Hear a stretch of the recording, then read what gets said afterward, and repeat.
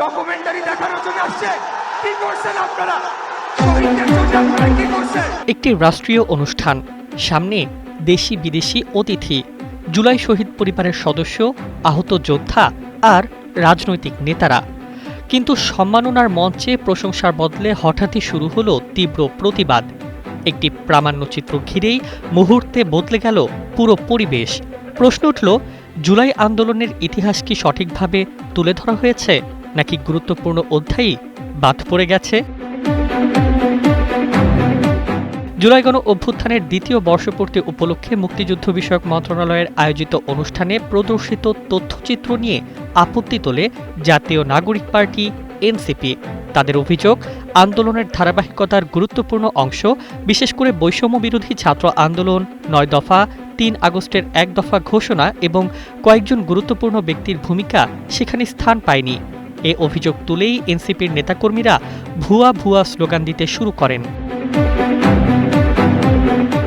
পরিস্থিতি উত্তপ্ত হলে এনসিপির সদস্য সচিব আখতার হোসেন মঞ্চে উঠে বলেন, রাষ্ট্রীয় আয়োজনে জুলাইয়ের ইতিহাসকে পূর্ণাঙ্গভাবে তুলে ধরা হয়নি।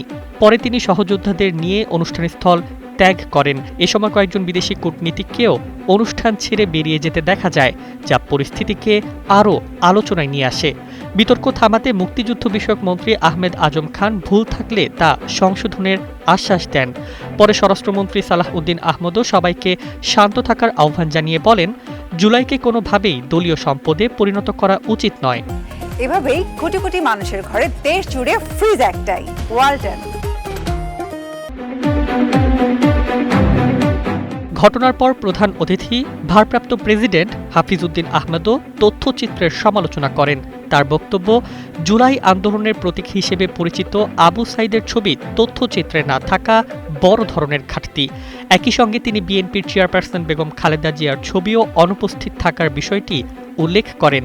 বিদেশি অতিথিদের সামনে এমন বিশৃঙ্খল পরিস্থিতিকে তিনি দুঃখজনক বলেও মন্তব্য করেন।